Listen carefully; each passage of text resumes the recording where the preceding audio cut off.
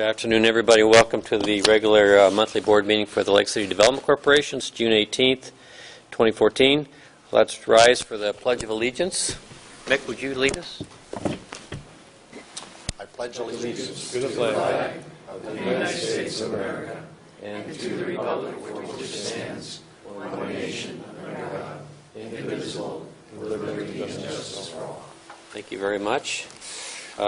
First item of business is public comment from anybody that wants to address the board on a matter involving us. See none at this point.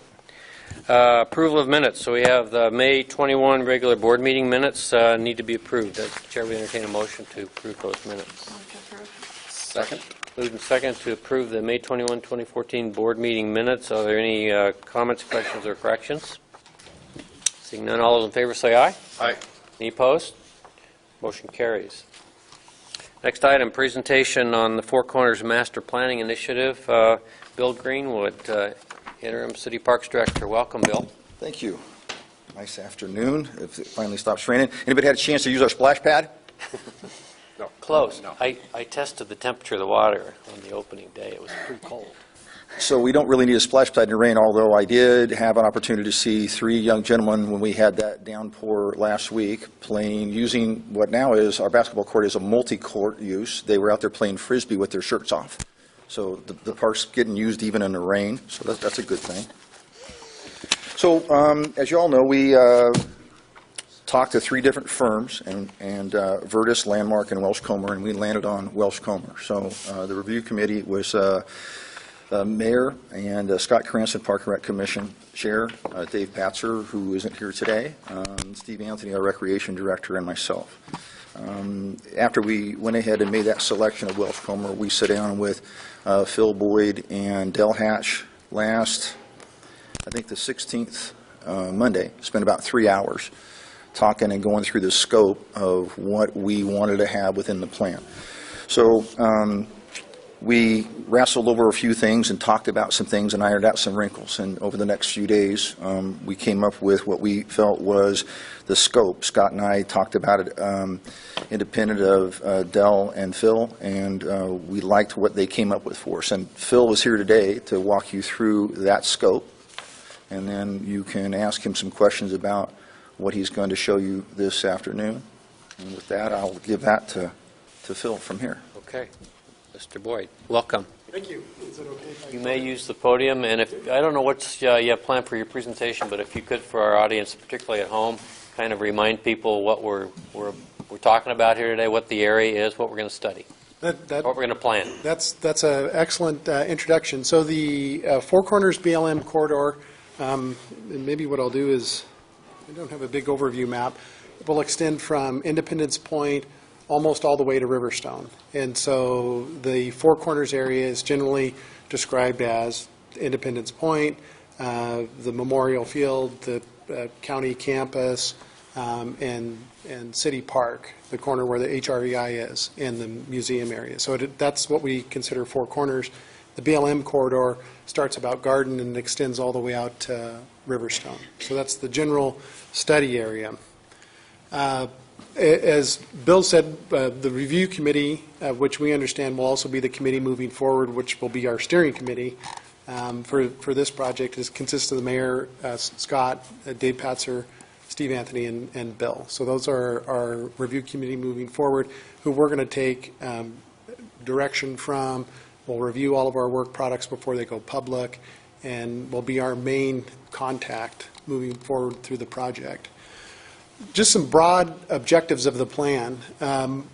You all know that up to this point there's been several public meetings where the city has solicited input from the citizens, have gathered those and put them in, there's words that describe things, what people would like to see there. Dog parks, kayak launch, interpretive sites. Part of what our main feature process that we're going to go through is organize those proposed uses and features to achieve the highest and best land use of that corridor. Once that's accomplished, we want to engage the public and key stakeholders, and certainly the public is a stakeholder, but there's some key stakeholders that have adjoining property. The county, NIC, the Fort Grounds, the Northside Idaho Centennial Trail Foundation, those are people that are adjacent, and we want to interact with them very closely. We also want to develop a plan of balance and consensus, and we've all, the most recent one is McEwen Park, and we've been through that, and there's lots of passion that goes with it, but we've got to balance competing interests sometimes. Identify opportunities for economic development and revenue generation to support the project. This is an idea that came out of discussions with Tony Burns, Bill, as well. Is there opportunities in this corridor to do things that will actually generate revenue to support the project? Because without a doubt, once this is complete, the bill's going to have additional costs. The city will have additional costs in maintaining these facilities. And so let's look for opportunities for both revenue generation and back to the highest and best land use. Should all this land be put into recreational, or are there other economic development opportunities, particularly the Lcdc parcels? So that's a key part of the objective, is to study that. Develop the plan to, of course, satisfy the BLM plan of development requirements. As you guys know, this piece of property, the BLM portion of it, if the city is to take a lease on that, the city has to have a plan of development. The BLM has certain requirements that we have to achieve and satisfy, and so that's obviously a main objective. And then construct what we conceive. Master plans are great. If they just sit on the shelf, they're not that great. Part of what we want to do is try to identify the smaller scale projects, smaller cost projects that can perhaps go very quickly. Independence Point, the mayor's been talking about that recently. I think that there's some energy behind that one. The Workers' Memorial is also a project that it has partial funding. Del Hatch has been working on that for a couple of years. And then identify and pursue grant funding for larger projects. There's a tremendous amount of grant opportunities out there that once a master plan is put together, chasing those and soliciting that funding it should be a primary objective of this project. So the process, and these are kind of just high bullet point views, organizing the map of the proposed uses. I talked about that. Those that were identified in the previous meetings. Identify additional uses and features. Dick Stauffer always points out that when you think you've thought of everything, and then once you start working on it again and you hear something from a public, I actually got a letter from a lady recently. We haven't even started on the project, and I got a letter, and she had a great idea that we had not thought of before, and so we don't want to close our mind to additional uses and features. Develop maps, graphics, opinions of cost for public presentation and feedback. Most of us are visual people. Those will be important features, and taking the costs along with the graphics, because that's one of the things, is making sure that folks' vision doesn't get bigger than their ability to fund things. Revising the concepts to a final plan that reflects public input, balance, and consensus. Developing an implementation and funding plan. And then presenting this. We envision a joint LCDC and Parks and Recreation Commission presentation workshop.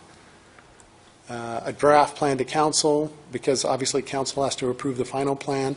It'll get revised, and then there'll be a final plan to council. And then the master plan.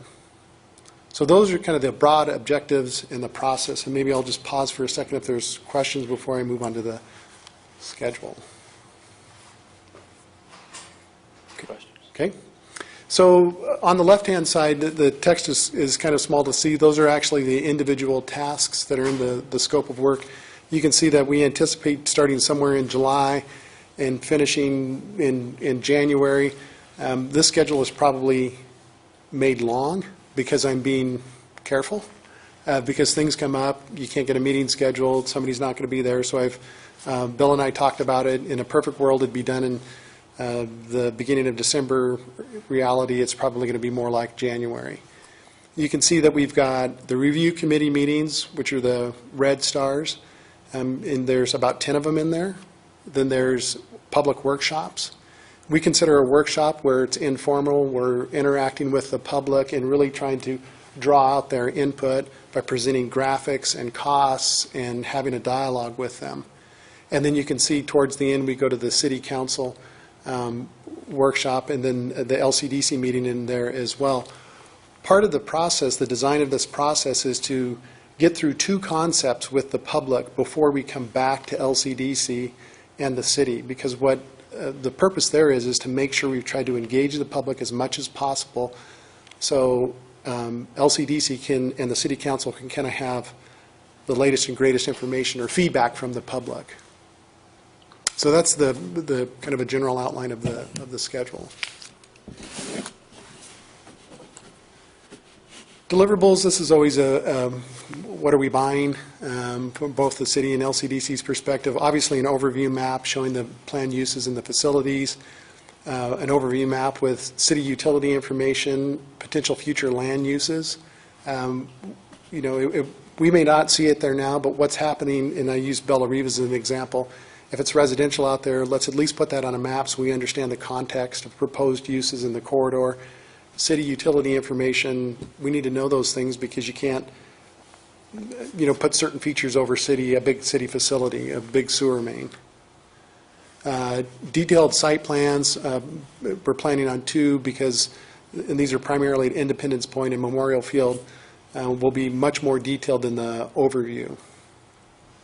Perspective sketches, you guys have seen those as part of our work previously. Conceptual studies of the parking facility, whatever shape that might take, HREI, the museum, Memorial Stadium. Really what we're trying to do there is get the scale of something and how does it fit within these pieces of property. In the 2002 Four Corners, you may have, if you remember that, you've seen how those fit in there. We want to go through that effort once again here to make sure it's reflects what the community is currently wanting to achieve in the city and LCDC. Review committee meeting minutes, because we want to document what we're saying. Small group meeting, executive summaries. Small group meetings are when we go out and meet with some of those key stakeholders. So when we go sit down with the Fort Ground HOA, we want to talk to those people, get their feedback. We don't want to keep that to ourselves. We want to put that in an executive summary and send it out. So Denny's reading about it. The city council may want to read about it as we go. They don't want to hear about it at the end. They want to read about it as we go because maybe Denny's got a comment when he reads it and calls up and says, hey, I'm interested in this. Let's talk some more about it. Let's do it as we go. Opinions of cost and funding implementation so we can hit the grant cycles, understand match requirements, workshop materials, meeting summaries, outcomes, and then, of course, the final master plan that has the sketches, narratives, opinions of cost, and the funding implementation plan in it. So that's kind of the broad overview of the process, the schedule, the deliverables, what we're proposing in the scope of work. Questions? Good presentation. I guess there's no questions. Thank you. Thanks, Phil. Phil, back at you. Okay, so that's Phil's overview about what we discussed, and so I guess we're here to talk about the bottom line. And what that's going to cost you, what he just showed, the cost that he gave me was $118,220. Yes, Tony. Bill, I know Phil mentioned this, but we didn't see a graphic up there exactly what encompasses the study area. So just to refresh everybody's memory, it includes places within our world and outside our districts, correct? So does it still include areas on the Dyke Road? Does it still include areas, the Independence Point? So he had a graphic there that might show you that, but yes, I can speak to that. So we start at Independence. Did I miss it, Phil? No, excuse me. We didn't actually go through it. These are the ones that are a little later in the, and I can walk through these quickly. I just need it. I would just like to see it. So I can speak to it, yes. So we're beginning at the south end at Independence Point, Okay. and we're going to go up just shy of Riverstone through that entire corridor. But before you get there, Bill, you've got some offshoots to the west, right? You're talking about the promenade, Right. Right, for so this bottom, I haven't got there yet, this Okay. bottom frame you see with the trees, that area is included. So that's when you said Dyke Road, I went further to the west, so within City Park. So it encompasses that portion there of the seawall along that promenade or walkway that we got the plums on the left and the ash trees on the right that go down all the way to, I think that's Park Avenue or Park Drive right there. So Tony, is that, and then up through Memorial Field, in that area, that's all the city land, and then as we move forward north, all the BLM land. In the county campus? It's adjacent, so that they're one of the stakeholders, so that this discussion will take place with them as far as what takes place within this corridor and what they'd like to see taking place as well. So they are, again, a stakeholder, as in all the people that we touch on this side, like the museum and the county campus and those folks. That's what Phil's going to do, is talk to all of those particular stakeholders and players. Is the wastewater treatment plant figured in this also? Yes, so all of the city departments, including engineering, wastewater, everybody's going to be talked to get an opportunity to look at this and have a chance to say, you can do this, you can't do this, you can dream about that, and yeah, here's how you can dream about that. So then you include the parcels, are there 10 of them? That The LCDC parcels. we own? Yes. This agency owns on Park Drive. Right. And then how about the Harbor Center where the University of Idaho is? So that was included in that original narrative that the city worked real hard and long, and Doug Eastwood worked at that with the Park and Rec Commission. So that began way back in June, and they spent, many months working that together. So all that stuff's lined out in the original RFQ that was given to the firms. So that's identified all within that. So yes. Okay. In fact, in that PowerPoint, it shows that boardwalk that's right there where you used to get access to those docks years ago. All that was identified as something that needed to be looked at as far as public access and then connectivity to the Centennial Trail within that area. Okay. And how far west does the BLM property go? It's just, is that lacrosse that comes there? It's close to where, we used a tree that had died as a marker that used to be a guiding light for us to say, here's the end of the property, but that's about where it is. It's close to lacrosse.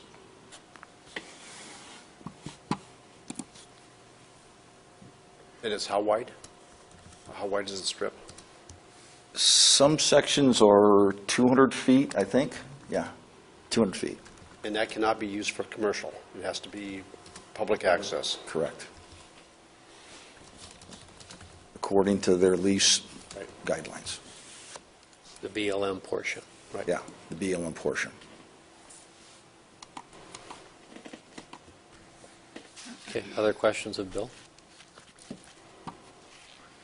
So Tony's done some math here with Well, just for the board and the viewing audience's recollection, on February 19th, 2014, LCDC board made a motion that they would fund up to 75% of the actual planning consultant negotiated cost for the master planning effort. So given what Mr. Greenwood shared with us at $118,220, Correct. our 75% equates to $88,665 if the board wants to. And as you've asked before that we would seek partners, we are pursuing that avenue for our portion. How sure are you that you're going to get the rest of the funds raised? Fairly sure. I'd hate to, make a motion to approve this if the other portion wasn't available. Well, our motion needs to be contingent upon full funding. Right. In that case, I would make a motion that we fund the study up to $88,665 contingent upon full funding of the balance of $118,220. So motion, is there a second? Absolutely. Discussion. What other partners are you looking at as far as funding We were, partners? Mr. Tymason has been in some discussion with NIC, and so that's where the partner we've been talking to. What about the county? Do they have a participation in this? We can ask. I don't know. They're one of the four corners, They are, so that's a good suggestion. Our corner. and so is Hagenon Corporation. Okay. I'll take under advisement. Good luck. Yeah. This is another really important public space in our community. It's really it's what most people see when they enter the city, and it's got some really nice features. It's got some areas that could use some work, and it's a great opportunity for some public space, and so I think it's a worthy endeavor. Deanna? The BLM opportunity is pretty substantial, large chunks of ground along there.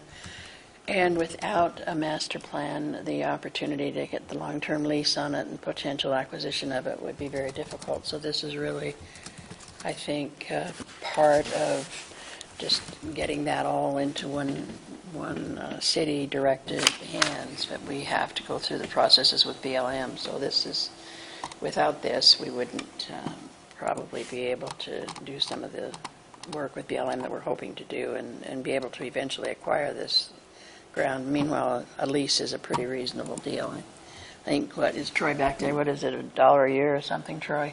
Yes.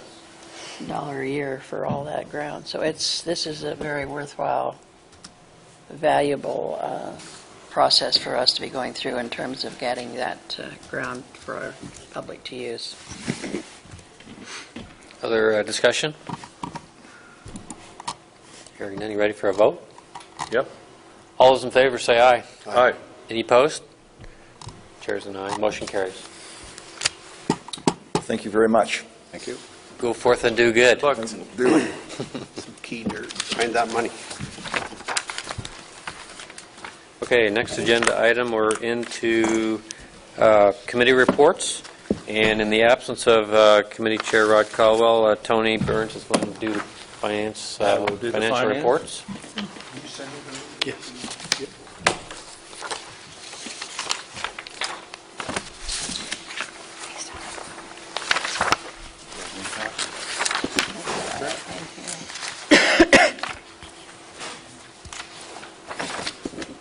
First off, we'll talk about the Lake District and the balance sheet. If you could refer to the balance sheet on Lake District. District experienced $173,451 decrease in cash assets from April month end, primarily due to the payoff of the 515 West Garden Avenue property that Lcdc owns, not the East Garden Avenue, but West Garden Avenue property debt obligation. The receivables and fixed assets, there's no significant changes for the month. On the other assets portion of the balance sheet, the 609 Sherman Lofts IRA value increased by $2,238, and that's due to the voiding of the February 2014 IRA check that we went ahead and voided. That payment is scheduled to be remade or made up in the July payment. As you recall, there was a little issue with the membership of that organization that has a 609 Lofts IRA about exactly who to send that check to. So we just voided that check, and they will figure out who the managing partner needs to be identified to receive that check. So we'll do that in July. And the other change on the sheet is for the Washington Trust bond. Interest of $142 was earned for that reserve account. Under liabilities and fund balance, the mortgages and notes payable line item, it increased by $407,607 over last month, and that reflects a monthly debt obligation payments of $225,393, which was primarily the principal payoff amount of $208,803 for West 515 Garden Avenue property, combined with a Washington Trust bond draw offset of $633,000. And as I mentioned above, the 609 Sherman Lofts IRA value was increased by $2,238 due to that voided check.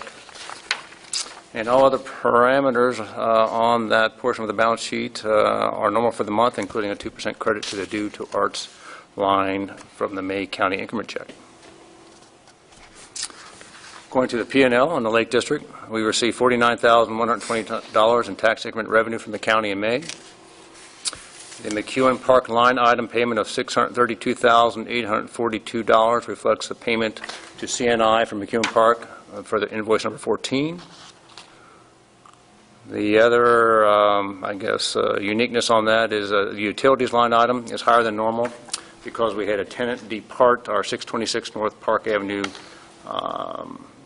premises, and we had a bit higher than normal utility bill for the 301 Lakeside property. But other than that, all the other P&L items are normal, are in line for a normal operating month. So any questions on the Lake District? If not, switching over to the River District. Balance sheet, the River District experienced a $9,205 decrease in cash assets from April month end. There's really no other activity on the balance sheet for the River District, a quiet month in that district. On the P&L, the River District received only $545 in tax increment revenue from the County of May. The professional fees line item that you see there is a $3,051 payment to Piper Jaffray for their financial modeling work. And all other items reflect a 50% operating G&A cost share. So fairly quiet month in the River District. Tony, that was the last payment on McEwen, is that correct? No, sir. I'm about to share that with you right now. So with Mr. Armin's lead-in, I'm going to share with you the payables for this month.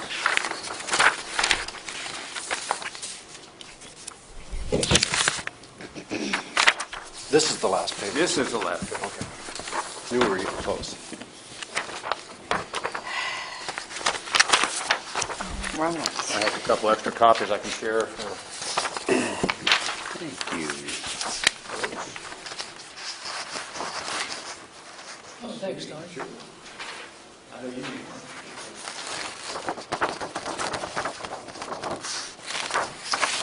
So for the payables, payables for May, June, Elam & Burke, General Legal Counsel for $222.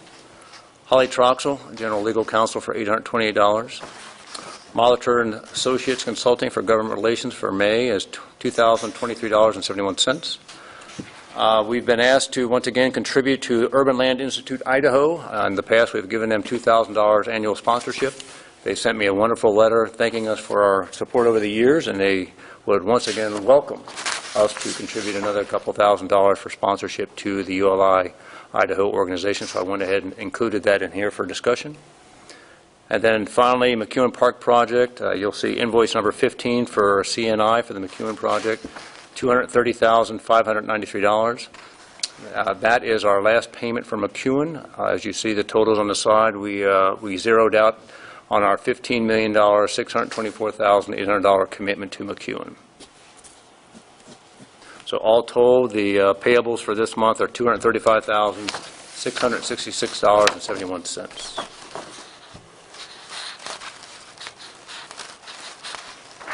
So if there's any questions, I'd like to address those, or I guess I would seek a motion. Chair would entertain a motion to approve the financials and the payables. Move to approve the financials and the payables. Is there a second? Second. Moved and second to approve the May to June 2040 financials and the payables. Discussion. Questions of Tony? A comment on the ULI. I mean, one nice thing about this sponsorship was that they're up here a couple times a year presenting some really good information in the form of workshops, available not only to us but to the public. So I think that's a valuable membership. Okay, any other discussion? Hearing none, all those in favor say aye. Aye. Any opposed? Motion carries. Thank you, Tony. Anything else from Finance? No. Housing Committee, Commissioner Goodlander. The Housing Commission in Boise is continuing to work on the Midtown project. There have been some changes in the qualification processes that the government is doing, so they're working through some of those changes and to see how they can make them all work together. So it's in process. I think that's what we will say, is it is in process, working through the changes and moving forward. Okay. So that's all. Yeah, we were advised that the way they score these tax credit applications has changed, I guess, fairly significantly since last year. So they're reviewing those criteria to see how and if they qualify. Okay, nothing else from Housing. Parking Committee, Commissioner Jordan.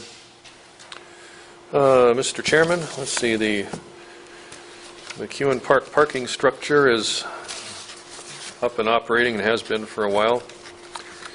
They are working on doing some final signage to try and make it more user-friendly, and we've talked in the Parking Commission about to try and make this, if someone is pulling in here either from our community or from out of town that's a little bewildered driving around all these new things, to make the signage as simple and explanatory as it can be.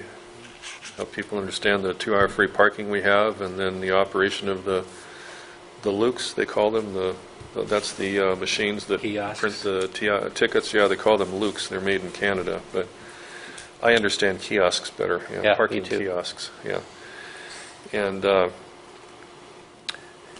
let's see. We also discussed the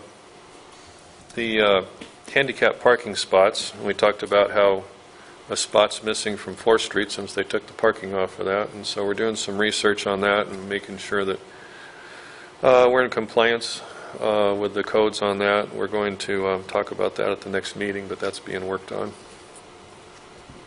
On the McEwen Park parking, one comment on the sign. The trick with signage is always to make it understandable without plastering the landscape with too many signs. It's one of my issues on the Dyke Road. Is like, you ever tried to count how many signs there are on the Dyke Road? You know, it's hard to find the happy medium because, we handle parking appeals, and in the way it works, in the lots that are managed by Diamond under contract, when somebody thinks they unfairly were ticketed and they want to appeal it, they appeal through Diamond. We don't really handle that. And then on the McEwen, well, let's see, no, not on McEwen, on the library parking lot and on the city streets where the, on the city property, and the parking commission handles the appeals. So I see quite a few of those now. And probably one of the biggest reasons people appeal is they say they didn't see the signs. And then you put more signs up, and no matter what you do, they just said they didn't see signs. And then we had someone file an appeal because they said that people were complaining they weren't seeing the signs, and so they even posted, besides all the signs in the library parking lot that talk about 2-hour parking, the city ordinance, they went ahead and people had complained they weren't seeing those, so they stuck one on the door going into the library. So then we got an appeal, and they said the sun was glaring on the glass, and they didn't see the sign on the door going into the library. So, anyway, Welcome to traffic court. One other comment, Brad. I noticed, I was driving down there the other day, looking at actually I walked down the stairway, looked at the kiosk in the middle of the structure, or actually it was more towards the east end, and it told you had to go, if you're going to do the 2-hour free parking ticket, you had to go to the kiosk, the Luke, clear at the west end. They're fixing that. Okay. We had a walking tour, and we talked about that, and they're fixing that. Thank you. You bet. Frank thanks you, too. Okay, any other questions of Brad? All right. Got off easy today. Thanks for that report. Next, we're to Communications Committee, and Commissioner Patzer's out today, so Tony's going to handle that one as well. It's my pleasure to pinch hit for Mr. Patzer. First off, Tree, Taylor, and I are working on a June newsletter. It's going to be a few days before we get that out, but we're going to discuss Four Corner project update. We have an update on the Midtown project.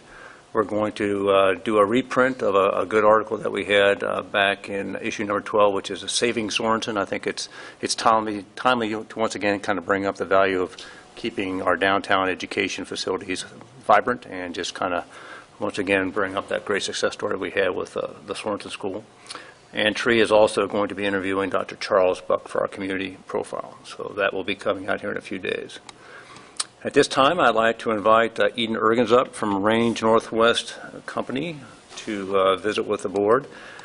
As you're aware, the Communication Committee has been meeting with Range. Range has come forward with a proposal since we lost our good friend Mr. Erickson to the services of the City of Coeur d'Alene. We're kind of trying to figure out what our next step should be on the communication front, and the Range folks have brought forth a proposal about how Lcdc might want to look at communication efforts as we go forward. And the Communication Committee has met with the Range folks, with Eden and Adam, and we have a proposal in front of you. I have a proposal in front of us that I've shared with you, and I've asked Eden to come here and just chat with you about that and try to move it forward. Eden. Okay, Welcome. thanks. Thanks for having us. Me. So our idea, you've been doing the newsletter, and that has kind of a limited audience. And so our idea is to stop doing a newsletter and first actually do some research within the community. What do people actually really think? Because there are certain people that you hear from that might lead you to believe that that's what people think about LCDC, when in general it may not be at all.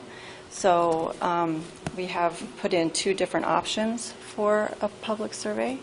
One being utilizing the University of Idaho's research group to do some phone calling and do a true representative sample of the community.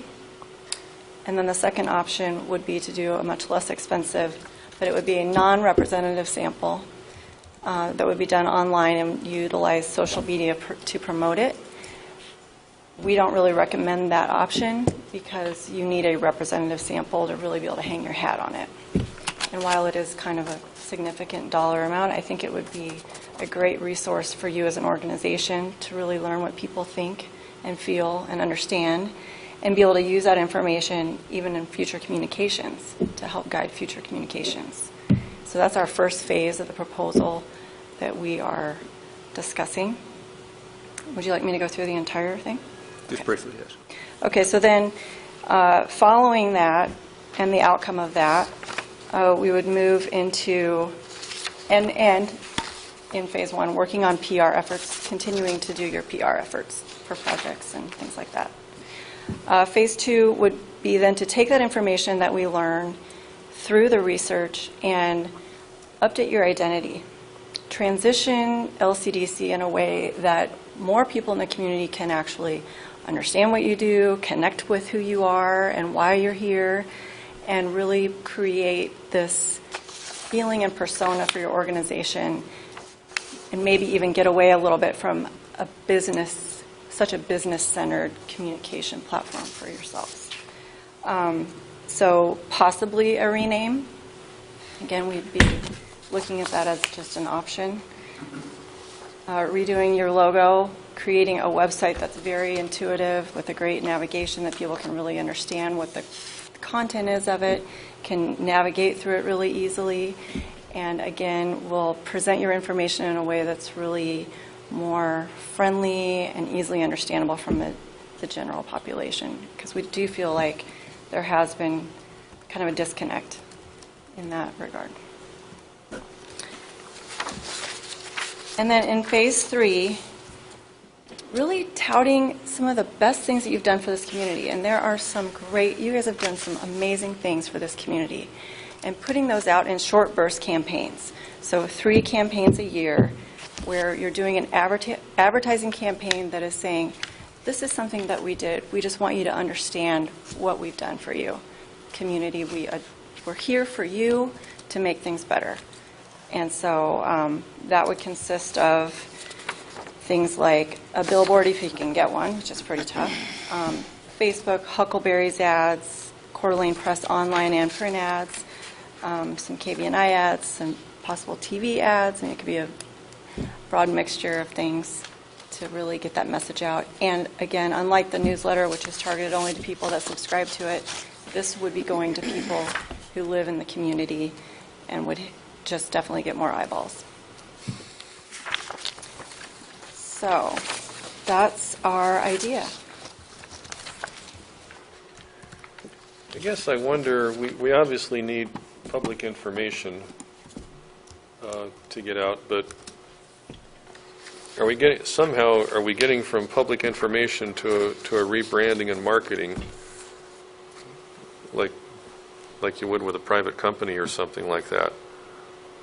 I do think we need to get the word out. A lot of people misunderstand us, and I think, if anything, I think somehow we need to simplify it as much as we can. Not because people in the public are not intelligent. It's because we're all intelligent in different things. And so I think people in the public, they have their lives they're living, and they're busy with things like that. And this is a pretty boring kind of a thing, and most people don't really understand urban renewal unless they happen to be in involved in municipal business. There's some facets of commercial and industrial real estate and so forth. So it's not the kind of thing that everyone gets their arms around or really cares to. I do think that somehow simplifying this as much as we can and showing people what urban renewal does and what it's done for the community, I think that's good.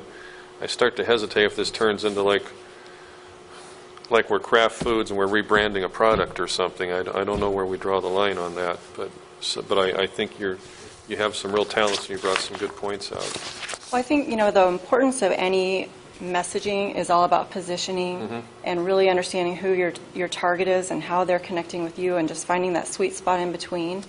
And I think being a corporate entity and having corporate language that is being pushed out but isn't necessarily being understood, you can't just put a message out and hope that somebody reads it and understands it who are busy at home and have kids and bills and everything.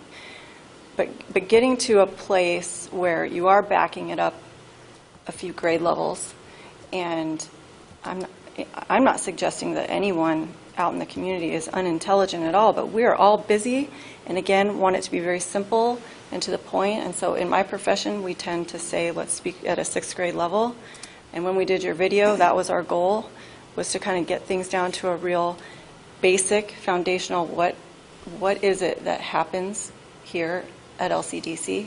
And the rebranding and all of that is just another conceptual idea of a way to create more of a connection and understanding. We're not suggesting your Kraft Foods or anything like that, but Well, we talked about rebranding and new logos and some of that. I'm not, I think if anything, probably if this would have been called the Lake City Redevelopment Agency instead of Lake City Development Agency, maybe that would have better described what we do, but that's years and years in the past, so I'm okay one way or the other on that thing. I don't know about the rebranding of the logo or whatever. I think the committee would agree when we talked about this is really a continuation of our public information initiatives that we've done in the past. I think we all share the same sort of squeamishness when you talk about marketing and advertising. That's not what we're really about. But there is an element of getting out to the public information about what we do in a straightforward and understandable way, and to make sure that that information is accurate and to get people engaged in what we do. So the conversation about urban renewal in the community is one that's based in facts and figures.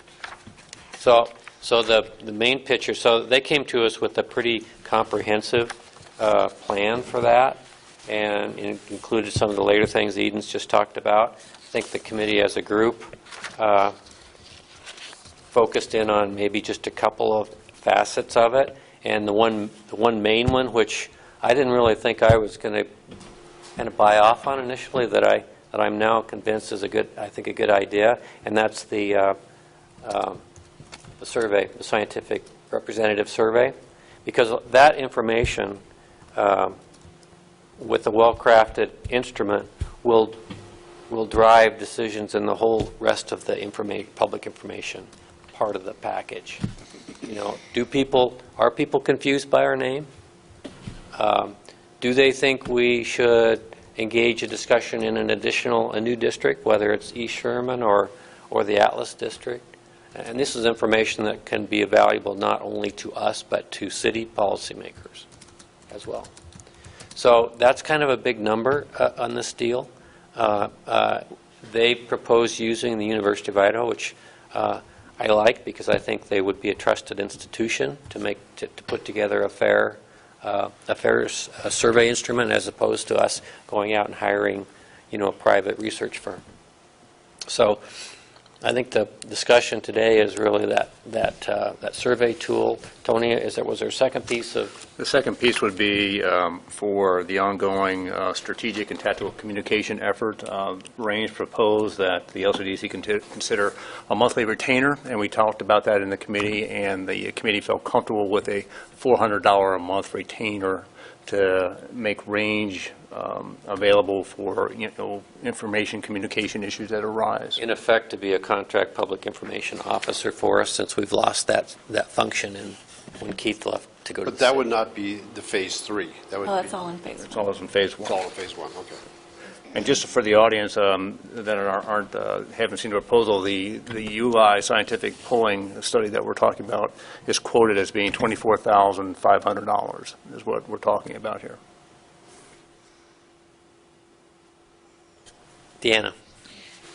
Well, like you, when I first saw the numbers, I was a little concerned on the survey, but I really think that the survey would create a great deal of value, again, for not only our uses, but for the city's uses.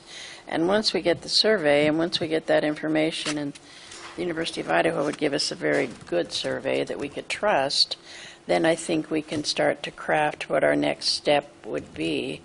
Meanwhile, using Range to help us with some of the public relations with the retainer, I think is worthwhile for our uses. If we have an issue, we can call on them. I know the city does support Lcdc as best they can, but I think the city is going to be looking at maybe some other districts. There's some energy for that. Having the information from the survey would be very useful for their needs also. Having sat in that seat, I can see where that would be very useful to the city. So I think I would really love to see us begin the process with the formal survey and the retainer, and then go to the next steps as we get the information from the survey and have a chance to analyze it. I guess I'm not certain of what the scope of the survey would be. Can you give us a little bit better understanding? So it would Type of be, questions, size? well, the questions would be formulated with all of us, asking general questions about people's understanding of LCDC, their feelings about it. It's basically just kind of to get a representative sampling of the community and their understanding of the organization and their feelings about it. And the process would be? Telephone. It would be telephone. And they do call cell phones also. So what is the scope? How large? How many contacts would you be looking for? For that, I don't know what the number is. For that, when we spoke on the phone, I said, we got to get this number down. That's a lot of money. And they said, for us to get a representative sample, we have to call X amount. I don't have that data in front of me, but they have to get so many people. And this is similar to what the Vision 2030 did. It was through the University of Idaho, did this for their survey that they conducted before they did any of their stuff. And would it be only Kootenai County taxpayers, or I guess I'm trying to look at the contact base. Is it people only in the district, only in Coeur d'Alene? We were talking about that. I don't know if we've formally decided that. I think we kind of batted around whether, they can cross-tab these things, so that might be one of the questions. Are you a resident of the city of Coeur d'Alene or outside the city of Coeur d'Alene? Well, the reason I'm asking is when you look at a blanket cost, trying to figure out, there's a lot of ways. If it's only going to be the district, then it's a lot smaller number than if it's going to be all of Kootenai County. I can't see there would be that much of value to just do our Lake District. No, I agree with you there. I think the bigger the district, the I bigger think we're looking the at the city at a location. minimum, right? Yeah. Yeah. This is something that could be refined as we go along. So the price is not concrete. I think it's pretty concrete. Okay. In that case, we need to probably expend as large as we can so we get the best data out of it. Yeah, I think Range is a very capable agency, so nothing against them, and I think this is important, but I don't know at this point. I'm a little hesitant to spend $24,000 on this survey. I mean, maybe we'll find out some new things. I've heard plenty of input from the community on what they think about us and what they misunderstand and different things about urban renewal, but that's a lot of money for a survey right now, at least unless we pin this down a little bit more. But, I mean, I assure you that respectfully some of my concerns, but the process of developing the survey would be, a collaboration, and the questions would be developed with all of you, and defining the actual area that the calls are made in would be, of course, defined with all of your input. So when I spoke to them, I said, we want a representative sample of the community, and she threw me a number, and I said, I need to get that number down, and she said, I can't take it down anymore, because we have to call so many, we have people on the phones for hours on end, we have to take that, we have to tabulate it, I mean, and the tabulation part is pretty significant.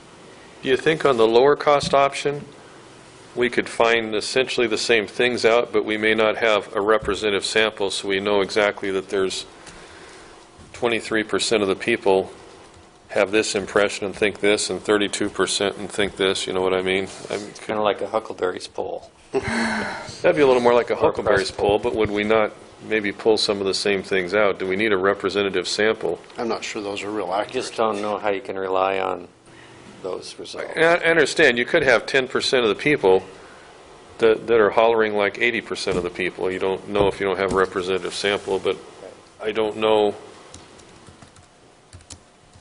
I'm not sure how important that is. The idea is just to try and get the input and find out where people don't understand urban renewal or what urban renewal has done, if we need a representative sample about that. But Well, what if you find out that people do understand it and love LCDC, and that they're thankful for McEwen and the parks, and that's good to know, too. I mean, well, it is, yeah. I think just that- don't know if I mean, I'd feel good and everything, but I don't know if about 20,000, if I might feel good without spending $24,000 on it to You feel know- that good. I don't know. Brad, I think at this point in time, I agree with you in the fact that it's a lot of money for something that seems like it's still somewhat nebulous.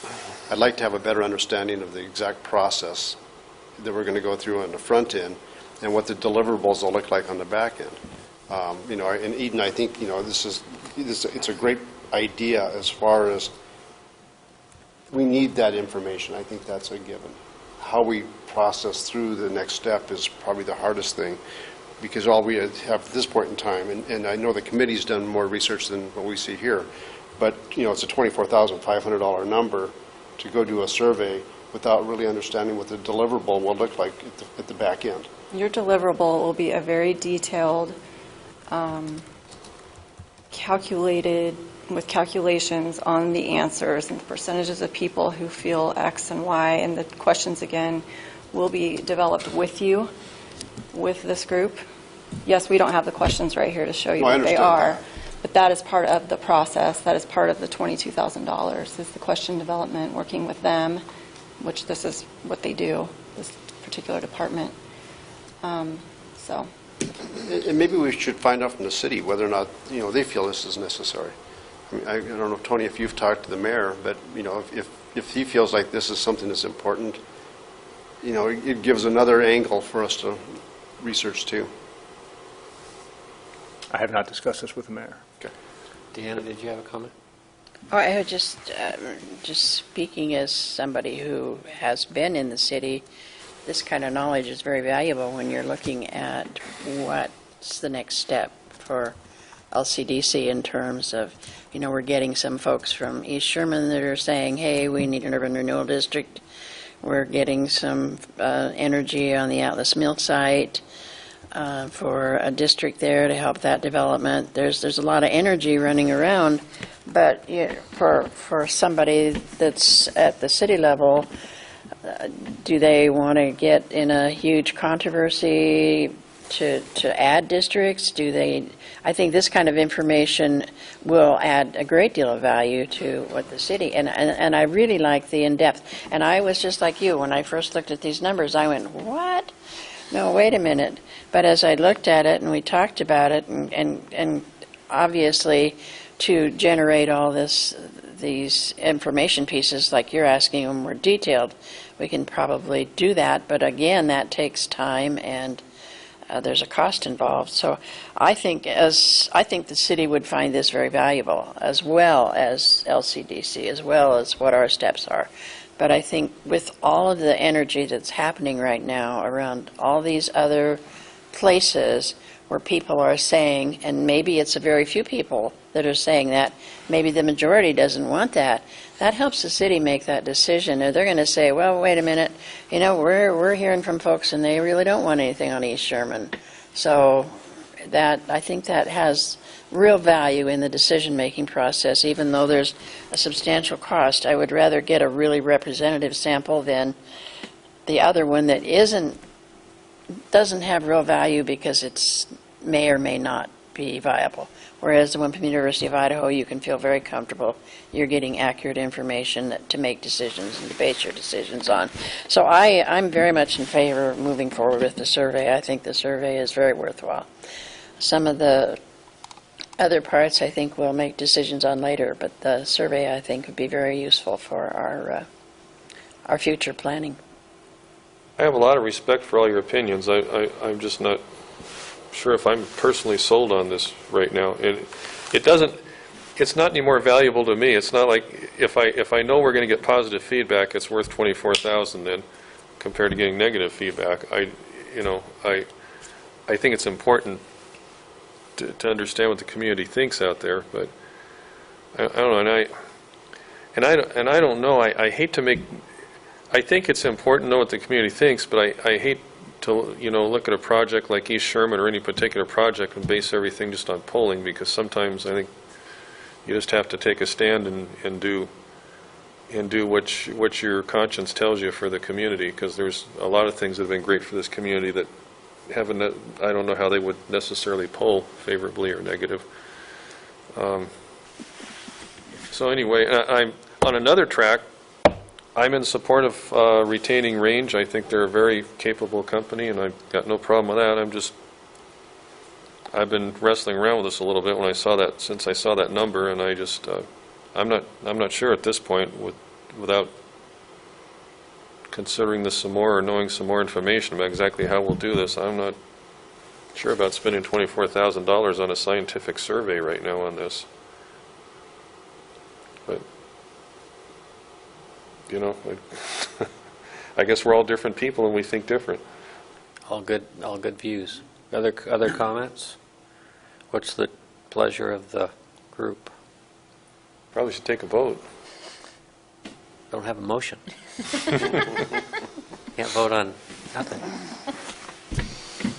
You could even continue it until we have more members here, because we're barely at skeleton member level here today, and we could discuss it some more. But that may not change anything. We may just have that many more opinions going different ways. Okay. Deanna. Is there any reason to hurry on this? Can't think of one. I kind of concur with what Brad's saying. We've got a very limited group here today, and it would be nice to have other members of the board rather than making a decision today. So you don't need a motion to continue it. We No, just I do can it. take. I'll just take that as a motion to put it on the next month's agenda. I would agree, and that way we can get a little more information, maybe as to what the survey would contain too. Maybe Yeah, you can maybe give just us like a a little more. fact sheet or something really simple. Eden? Eden, I guess the other question I have too is that if in fact we didn't do the survey, would we still be able to do some of the other projects you're talking about, or is it all predicated upon the information? You can still do everything, it just won't be with as much intel. Okay, All survey is intel. right.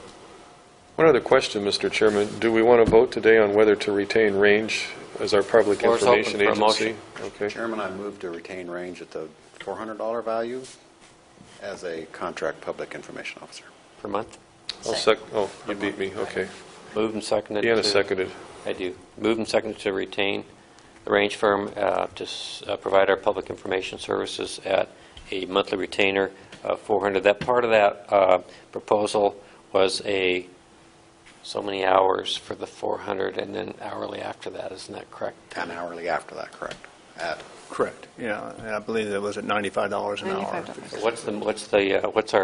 What's our number of hours budget per month, Eden? 4. 4. So that's for 4 hours, roughly for 4 hours of work. That's more than 95. So Well, we have to charge you a little administrative fee too. All right. So if it's over 4 hours, then they're going to be billing at $95 an hour, if that's okay with the maker of the motion. Yes. Seconder? Whoever it was, Deanna? Clear? Everybody understand? How long of a contract is this? It's terminable by either party on, did you have that in your proposal? I don't have it. I can write something up. I mean, it can be immediate. It just, we're 30 really days. flexible. 30 It can be days 30 days. Yeah, I would say we just terminal by either party on 30 days' notice. Okay. Moved again as amended. Okay. Seconder, okay again? Second's just fine. Any further discussion? Okay, all those in favor say aye. Aye. Any opposed? Motion carries. Thank you, Eden. Thank you. So we'll look forward to a discussion next month of other elements of the plan. Okay, great. Thank you. Appreciate it. Okay, anything else on communication, Tony? No, sir. Thank you for that. Jobs Committee Initiative updates. Commissioner Arman. Well, we had our first Jobs Committee meeting earlier this month, and it was, For the first since you were on the committee. well, that's right, Clarify. since I started chairing the committee. First, on this initiative, I guess is a better way to put it. There was a Jobs Committee in place prior, so yes, you're right. Well-attended meeting. We had presentations from a number of the high-tech innovative group that's working on, trying to expand the high-tech footprint in Coeur d'Alene or Kootenai County. And they are energetic. They have some great ideas. They are looking at really bringing some innovative minds to Coeur d'Alene for seminars, for presentations. And we were looking at ways where we could possibly partner with them. We were looking at ways where we could work with them on funding of future endeavors that they're looking at. Just a lot of different options is what we're looking at. At this point in time, it's information. We're gathering information on what they're trying to do, what we think we could do to help them. But the key is how can we look at bringing more high-paying, quality technology jobs to this area. And when you listen to their presentations and their energy, it's palpable. I mean, it's exciting. One of the things that they're looking at doing is this summer is they're having it's called the Think Big Festival. And it's going to be a festival where they're bringing in top executives and top minds from some of the largest and most known technology companies in the United States and throughout the world. And these people will all be in Coeur d'Alene doing presentations. I think that's an exciting kickoff to what could be. So, they're moving forward at a rapid pace. They're doing a lot of things that's going to put Coeur d'Alene on the map as a technology center, and I think it's something that we want to be very much involved with. So the first meeting with that group went extremely well. We look forward to future meetings, and I'll keep you appraised. And I think part of the focus of this Think Big Festival is the robotics, too, that they discussed with us at our last meeting. Right? That's correct. Yeah. So one of the things out of the Think Big Festival is sponsorships. And you want us to address that? Yeah, please. They are looking for sponsorships, and because we're going to be such an integral partner with them, I'd like to present that we look at being one of the sponsors for the festival. So there are various levels of sponsorship, all the way from, I think the top one's about 25 grand for a Title sponsor is $15,000. title sponsor. I don't think we want to be a title No. sponsor, but I would propose that we be a silver sponsor, which is a $1,000 sponsorship. Second. Any further discussion? I have a question. Brad? I think this is a great thing. How much of this Think Big is about just thinking big globally and developing companies and so forth, and how much of this filters down to what Coeur d'Alene can do to be on the map and bring some of these entrepreneurs that create these companies and bring these jobs here? Brad, I think it's both. Okay. I figured that. I just kind of wondered it's how it worked. bringing in the intellectual knowledge that they're going to have to stimulate conversation with all kinds of people, locals and people that have come from other places for this.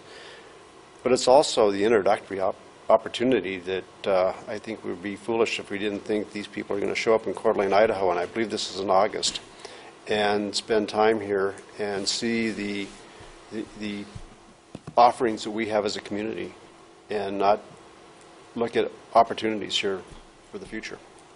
And we're talking about important people, as you said, that are real We're talking movers and about shakers. people that have done extremely well in their past ventures, yes. Scott? Just to add on to that, because I was at that meeting, and it was very exciting and stuff, and there was representation there from the University of Idaho, NIC, Jobs Plus, key leaders in the community that are very wise in the ways of technology and stuff, so it was lots of excitement and fun, and it'll be great to be a part of it and bring some very nice, high-paying jobs and stuff to this community. Things don't happen till you stir up the discussion, and this is that part of that process. No, a lot of people really aren't aware of what's going on, and I was fascinated to learn about this.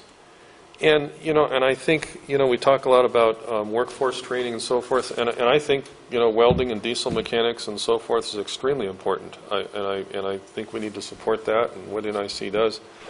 But this is a whole different end where we're talking about these are the movers and shakers and the entrepreneurs and the dreamers that create the companies and locate the companies that pay good living jobs and employ people. So I think this is fascinating and exciting.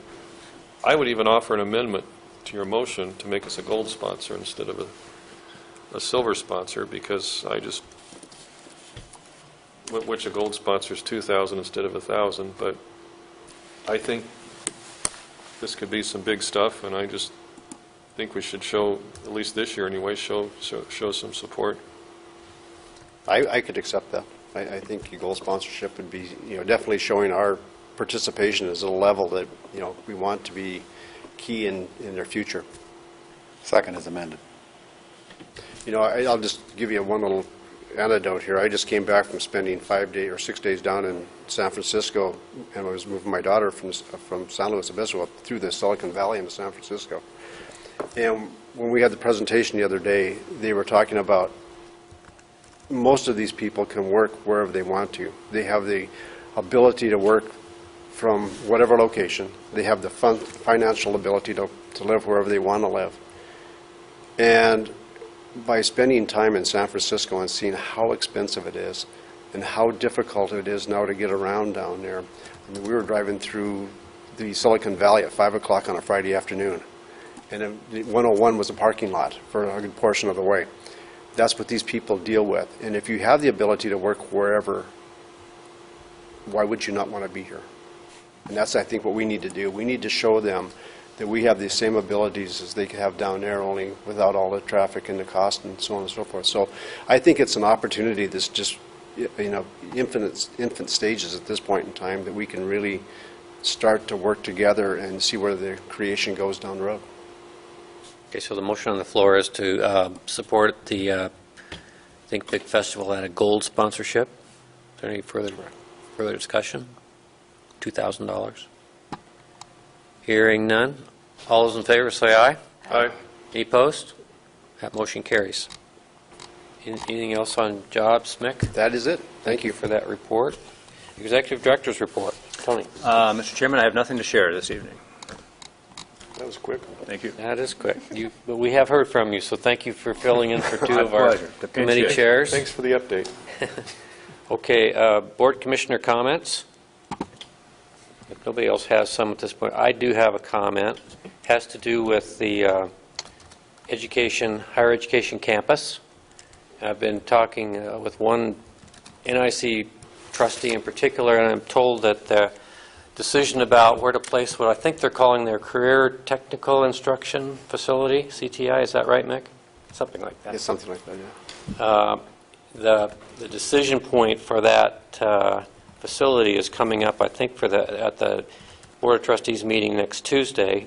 Next Wednesday. Wednesday? Wednesday.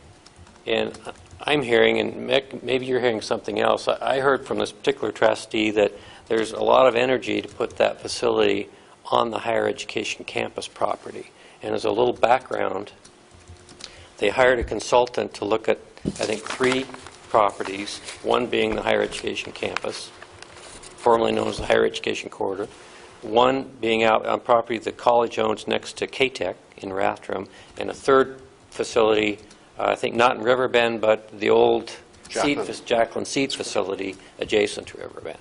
The consultants came back recently and reported to the Board of Trustees, ruled out the K-Tech facility property for whatever reason and suggest either the Jacqueline Seed facility or the higher education campus location. My concern, and that I want to sort of raise publicly and get your feedback, is I have not seen the study in detail to know all the pros and cons of every site, but I do think selecting the career and technical diesel mechanics, auto mechanics, recognize that there are some less intensive uses that are involved in that kind of study as well, but to pick that, to select the higher education campus, I think would be a detriment to our long-term goal of incenting the creation of opportunities for higher degree granting institutions all the way through masters and beyond to happen here at the higher education campus. If we're going to use that for the associate degree program, you know, to such an exclusive extent, I think that's a mistake.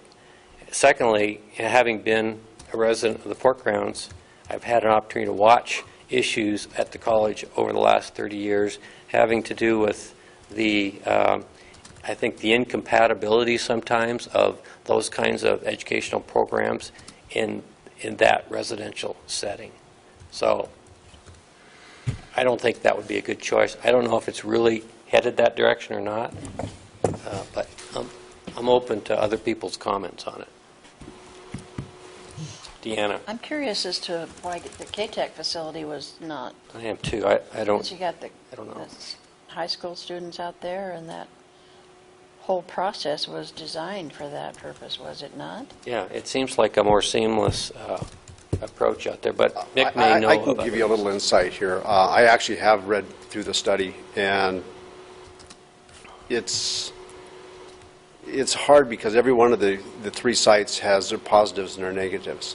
The largest negative, well, there's two large negatives with the K-Tech site. One is transportation for students getting back and forth from the main campus for their other classes out to the K-Tech site for their professional technical classes, because everybody that's taking a professional technical degree is taking other classes that would be some taught. academic requirements. Academic requirements on the main They have campus. the same problem at both distant locations, right? Easier access on I-90 versus going up, you know, trying to get to Rathdrum. So that kind of was a little bit of a trade-off there. The other trade-off is that there is some infrastructure in place in Riverbend right now for administration, some of the other non-academic types of things that they would need to have that would have to be replicated out at K-Tech, because you need to have, you know, counseling and all that kind of stuff out on whatever site you're going to choose. So that's some of the positives and the negatives. Is, you know, there's K-Tech site, you've got the space out there. There's, you know, it's adjacent to the K-Tech facility, but then again, you'd have to replicate some of the things that are already on campus. The one biggest negative, and Denny, you kind of hit on it with the building it on the existing campus, is that if you're going to have diesel and automotive body and some of those types of things, one of the hardest things is to find enough storage for all of the equipment you're working on. As you well know, you look over there now around the diesel shop, you have trucks outside and you have cars parked outside. And, you know, so you would need a facility big enough that you could have some storage and then have the storage sheltered from, you know, the residential area. So, I mean, there is not an easy answer, and I don't envy what the board's going through. I know all five of them are doing a lot of research, and they're looking at all the pros and cons. And I know there's been some data that's been gathered since last time I saw the report, so I'm not saying I know all the information. But that is the kind of the conundrum they're going through, is to try to look at all three spots and figure out which is the best of the three, because all three of them do have negatives.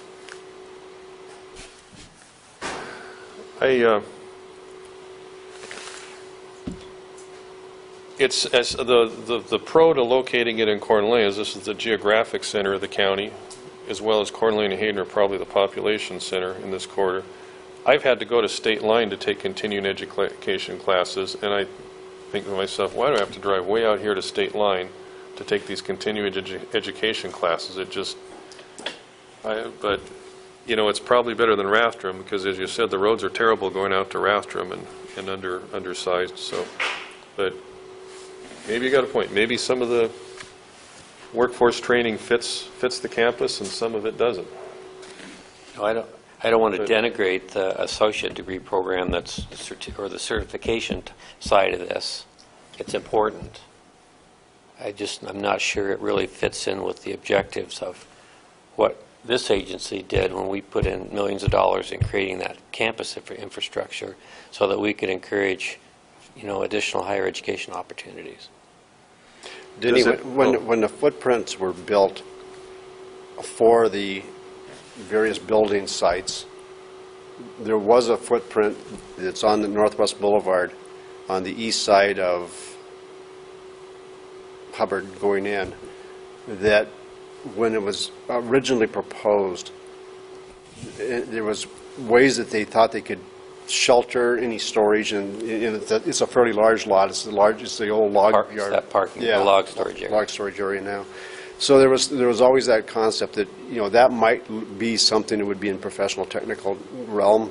But then what's happened is that the scope of the project is growing to the point now that there's looking at about a $40 million building if they bond it out. At least that's the last iteration I've seen. And if that's the case, then I'm not sure even that site's big enough for all the things they need, particularly with storage and everything. But once again, I don't have all the information, so we probably need to gather more to make a real good input on it. Well, it's a critically important decision, I think, in terms of the future. It's going to be a very large building wherever it goes. Does the workforce training take so much land it precludes the other part of what we envision on the education corridor? Well, Does it take too much room from the education corridor?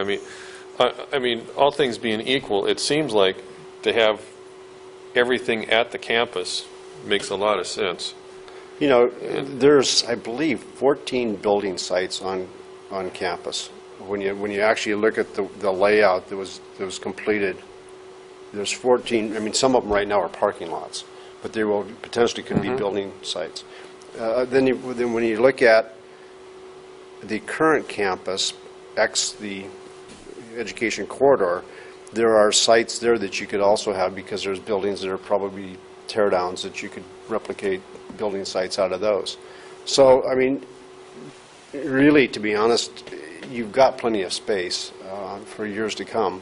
I mean, particularly with the education, going less bricks and mortar and more other types of delivery. So that's probably less of a concern as running out of space on the campus. I mean, that was one of the reasons we looked at buying the property in the first place. The biggest concern, as I see it, is the the type of storage and site that you're going to build in a residential area. But that's what we have for a campus. I mean, our campus, the NIC campus, is in a residential area. So as long as there's going to be professional technical classes, I think that's one of the things you're going to have, is that connectivity between the two. Well, parts of it aren't as residential, depending where you locate it. Well, that's why they were looking at that Northwest Boulevard Right, site. It's right. less residential up there. Okay. Any other comments? Commissioner comments? Okay, public comments. One last opportunity to address the board. Anybody? Nope. Okay, with that, I'll entertain a motion to adjourn. So moved. Second? Second. Seconded. All in favor, say aye. Right. Any opposed? Motion carries. Thank you very much. For a proposed adjournment.